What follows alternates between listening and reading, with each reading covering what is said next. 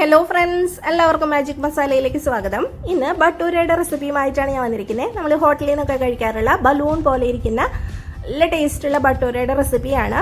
നമ്മൾ ഗോതമ്പ് പൊടി വെച്ചിട്ടാണ് ഇന്ന് ഈ ബട്ടൂര റെഡിയാക്കി എടുക്കാനായിട്ട് പോകുന്നത്. അപ്പോൾ നമുക്ക് വീഡിയോയിലേക്ക് കിടന്നാലോ? അതിന് മുമ്പായിട്ട് വീഡിയോ ആദ്യമായിട്ടാണ് കാണുന്നതെന്നുണ്ടെങ്കിൽ ഒന്ന് സബ്സ്ക്രൈബ് ചെയ്തേക്കണേ. അപ്പോൾ നമുക്ക് റെസിപ്പിയിലോട്ട് കിടക്കാം.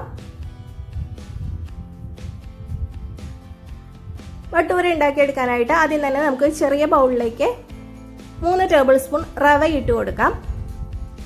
റവയൊന്ന് സോക്ക് ചെയ്തെടുക്കണം, അതിന് വേണ്ടിയിട്ടാണ്.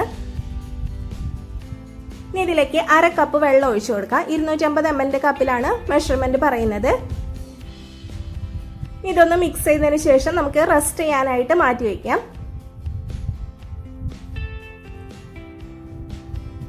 ഒരു 10 മിനിറ്റ് റെസ്റ്റ് ചെയ്യാനായിട്ട് മാറ്റി വയ്ക്കുന്നുണ്ട്. ഇനി നമുക്ക് കുറച്ച് വലിപ്പത്തിലുള്ള ഒരു പാത്രം എടുക്കാം. അതാവുമ്പോൾ കുഴച്ചെടുക്കാനായിട്ട് ഈസി ആയിരിക്കും. 4 കപ്പ് ഗോതമ്പ് പൊടിയാണ് ഇട്ട് കൊടുക്കുന്നത്. ഗോതമ്പ് പൊടി എടുക്കുമ്പോൾ നല്ല നൈസ് ആയിട്ടുള്ള ഗോതമ്പ് പൊടി എടുക്കാനായിട്ട് ശ്രദ്ധിക്കുക. നമ്മൾ വീട്ടിലൊക്കെ പൊടിക്കുന്ന ഗോതമ്പ് പൊടിയാണെങ്കിൽ അതിൽ ചെറിയ തരികൾ ഉണ്ടാവും. അപ്പം നല്ല നൈസ് ആയിട്ടുള്ള അരിപ്പയിൽ അരിച്ചിട്ട് റെഡിയാക്കി എടുക്കുക. അപ്പോഴാണ് കറക്റ്റായിട്ട് കിട്ടുള്ളൂ. 4 കപ്പ് ഗോതമ്പ് പൊടി ഇട്ട് കൊടുത്തിട്ടുണ്ട്. ഇതിന്റെ നടുഭാഗത്ത് നിന്ന് ഇതുപോലെ കുറച്ച് പൊടിയൊന്ന് മാറ്റി കൊടുത്തിട്ടുണ്ട്. ഇനി ഇതിലേക്ക് 1/4 കപ്പ് നല്ല കട്ടിയുള്ള അധികം പുളിയില്ലാത്ത തൈരാണ് ഒഴിച്ചു കൊടുത്തിരിക്കുന്നത്. 1/4 കപ്പ് ഓയിൽ ഒഴിച്ചു കൊടുക്കാം. 1 ടേബിൾ സ്പൂൺ പഞ്ചസാരയാണ് ഇട്ട് കൊടുക്കുന്നത്. 1/4 ടേബിൾ സ്പൂൺ ഉപ്പ് ഇട്ട് കൊടുക്കുന്നുണ്ട്. ഇനി ഇതിലേക്ക് 1/2 ടീസ്പൂൺ ബേക്കിംഗ് സോഡയാണ് ഇട്ട് കൊടുക്കുന്നത്. 1/2 ടീസ്പൂൺ ബേക്കിംഗ് പൗഡർ ഇട്ട് കൊടുക്കാം.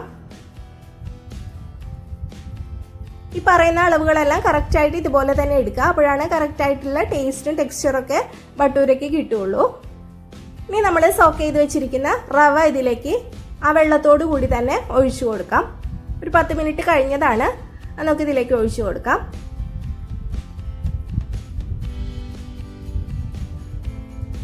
ഇനി നന്നായിട്ടൊന്ന് മിക്സ് ചെയ്തെടുക്കാം. അല്ല, അതും കൂടിയിട്ട് നല്ലതുപോലെ മിക്സ് ചെയ്തതിന് ശേഷം കുറേശ്ശെ വെള്ളം ഒഴിച്ചിട്ട് നന്നായിട്ട് ഇത് കുഴച്ചെടുക്കണം.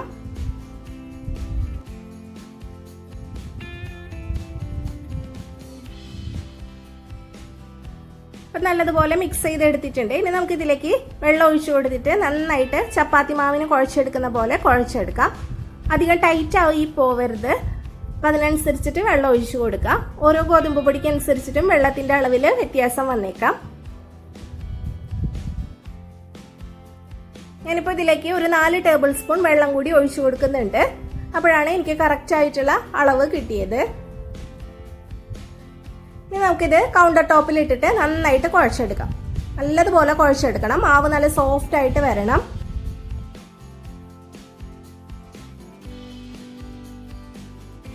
ആയിട്ട് കുഴച്ചെടുത്തിട്ടുണ്ട്. നമ്മളിതുപോലെ തൊട്ട് നോക്കുമ്പോൾ മനസ്സിലാവും നല്ല സോഫ്റ്റ് ആയിട്ടാണ് ഇരിക്കുന്നത്. ഇനി നമുക്കിത് റെസ്റ്റ് ചെയ്യാനായിട്ട് വെച്ച് കൊടുക്കാം. 1 മണിക്കൂറാണ് റെസ്റ്റ് ചെയ്യാനായിട്ട് വെക്കുന്നത്. അതിനുശേഷം നമുക്ക് ബട്ടൂര റെഡിയാക്കി എടുക്കാം. ബട്ടൂര ഉണ്ടാക്കാനായിട്ട് ഒരു ചീനച്ചട്ടിയിലേക്ക് നമുക്ക് ഓയിൽ ഒഴിച്ചു കൊടുക്കാം. വെളിച്ചെണ്ണയിൽ ഫ്രൈ ചെയ്തെടുക്കരുത്. അപ്പോൾ അതിൻ്റെ കറക്റ്റ് ആയിട്ടുള്ള ടേസ്റ്റ് കിട്ടില്ല. ഇപ്പോൾ ഓയിൽ ഒഴിച്ചു കൊടുത്തിട്ടുണ്ട്. കുറച്ച് വലിയ ബട്ടൂരയാണ് റെഡിയാക്കി എടുക്കുന്നത്. അപ്പോൾ അതിന് കണക്കാക്കിയിട്ടുള്ള ഓയിൽ ഒഴിച്ചു കൊടുക്കുന്നുണ്ട്. ഇനി നമുക്ക് മാവിൽ നിന്ന് കുറേശ്ശെയായിട്ട് ഉരുളകളായിട്ട് ഉരുട്ടിയെടുക്കാം. നമ്മൾ ചപ്പാത്തിക്കൊക്കെ പരത്തുന്ന പോലെ പരത്തിയെടുക്കാം. നല്ല സോഫ്റ്റ് ആണ്, പിടിക്കുമ്പോൾ തന്നെ മനസ്സിലാവുന്നുണ്ടാവും.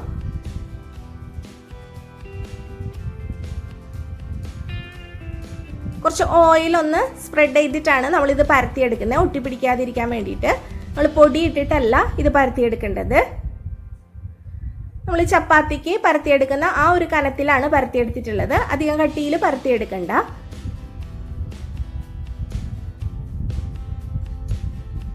എണ്ണ നന്നായിട്ട് ചൂടായിട്ടുണ്ട്. എണ്ണ നന്നായിട്ട് ചൂടായി കഴിഞ്ഞാൽ ഒരു മീഡിയം ഫ്ലെയിമിൽ വെക്കുക. എന്നിട്ട് വേണം നമ്മളിത് ഇട്ട് കൊടുക്കാനായിട്ട്. ഇട്ട് കൊടുത്തതിന് ശേഷം ഇതുപോലെ സ്പൂൺ വെച്ചിട്ട് ഒന്ന് ചെറുതായിട്ട് പ്രസ് ചെയ്ത് കൊടുക്കുക. അപ്പോൾ ഇത് നന്നായിട്ട് പൊന്തി വരും. കണ്ടില്ലേ, നല്ല ബലൂൺ പോലെ വീർത്ത് വന്നിട്ടുണ്ട്. ഇനി നമുക്ക് അല്പസമയം കഴിയുമ്പോൾ തിരിച്ചിട്ട് കൊടുക്കാം. അധിക സമയം വെയിറ്റ് ചെയ്യേണ്ട ആവശ്യമില്ല. അപ്പോൾ അടിഭാഗം കരിഞ്ഞു പോവും. അപ്പോൾ മീഡിയം ഫ്ലെയിമിൽ വെച്ചിട്ട് തന്നെ നമ്മൾ തിരിച്ചു മറിച്ചിട്ട് ഇത് റെഡിയാക്കി എടുക്കുക. പെട്ടെന്ന് റെഡിയാവും. തിരിച്ചിട്ട് കൊടുത്തിട്ടുണ്ട്. ആ സൈഡും റെഡി ആയിട്ടുണ്ട്. നമുക്കിത് എണ്ണയിൽ നിന്ന് കോരി മാറ്റാം. കണ്ടില്ലേ, നമ്മുടെ ബട്ടൂര നന്നായിട്ട് കിട്ടിയിട്ടുണ്ട്. എണ്ണയൊക്കെ നന്നായി കളഞ്ഞതിന് ശേഷം നമുക്കൊരു സ്ട്രെയിനറിലേക്ക് ഇട്ട് കൊടുക്കാം.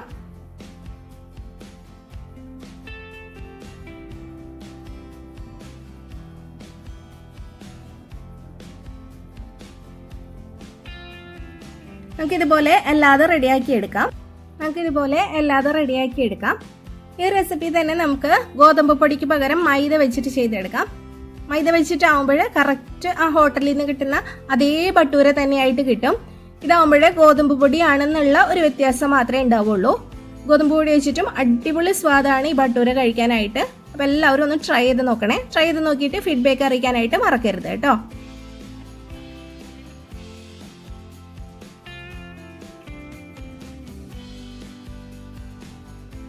ചെറിയ ചൂടോട് കൂടിയിട്ട് തന്നെ നമ്മൾ കഴിക്കാം. ഒരുപാട് അങ്ങ് തണുത്ത് പോയാൽ അത്രയ്ക്ക് നന്നാവില്ല. ഓരോന്നായിട്ട് ഇതുപോലെ ഇട്ട് കൊടുക്കുക. തിരിച്ചു മറിച്ചിട്ട് റെഡിയാക്കി എടുക്കുക. നല്ല സോഫ്റ്റ് ആയിട്ടുള്ള ചപ്പാത്തിയുടെ വീഡിയോ അപ്ലോഡ് ചെയ്തിട്ടുണ്ട്. അപ്പം അത് കണ്ടിട്ടില്ലെങ്കിൽ കണ്ടു നോക്കണേ. ഞാൻ കുറേ ബ്രേക്ക്ഫാസ്റ്റ് റെസിപ്പീസ് അപ്ലോഡ് ചെയ്തിട്ടുണ്ട്. ഹോട്ടലിൽ അതേ രുചി കിട്ടുന്ന മസാല ദോശയുടെ റെസിപ്പി അപ്ലോഡ് ചെയ്തിട്ടുണ്ട്. അപ്പോൾ ഒരുപാട് പേര് അത് കണ്ടിട്ട് നല്ലതാണെന്ന് പറഞ്ഞിരുന്നു. അപ്പോൾ അത് കണ്ടിട്ടില്ലെങ്കിൽ എല്ലാവരും ഒന്ന് കണ്ടു നോക്കണേ.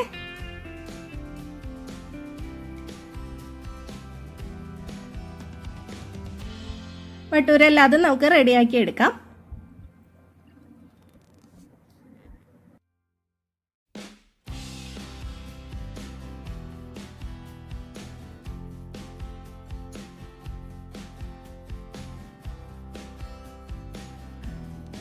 മെഷർമെന്റ് ഒക്കെ കറക്റ്റ് ആയിട്ട് എടുക്കുക.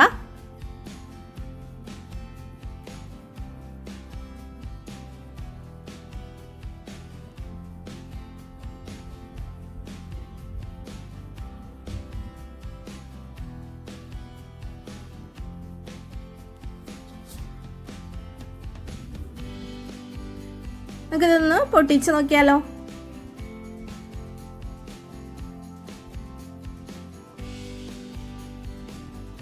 ഇതൊന്ന് പൊട്ടിച്ച് കാണിച്ചു തരാം. നല്ല സോഫ്റ്റ് ആയിട്ടാണ് ഇരിക്കുന്നത്. കഴിക്കാനാണെങ്കിലും അടിപൊളി സ്വാദാണ്. അപ്പോൾ ഒരു പ്രാവശ്യമെങ്കിലും എല്ലാവരും ഇതുപോലെ ഒന്ന് ട്രൈ ചെയ്ത് നോക്കൂ കേട്ടോ. Thank you.